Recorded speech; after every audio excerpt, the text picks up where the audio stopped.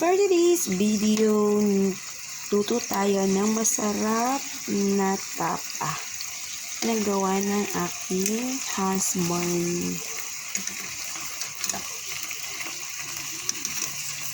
Yan.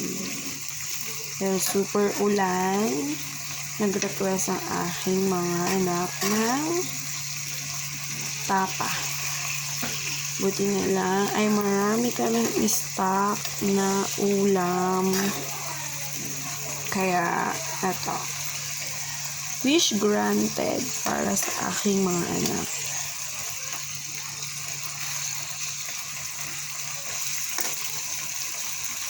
Tapos, nagpikrib kami ng champorado. Siguro later. Sana makabili kami kapag hindi na umuulan.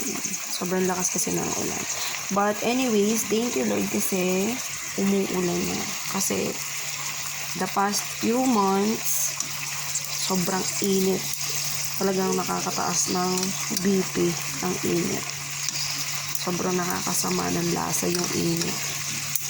Ngayon, ang sarap matulog kapag umuulan. Ang sarap kumain kapag umuulan. Alam niyo yan, relate kayo dyan.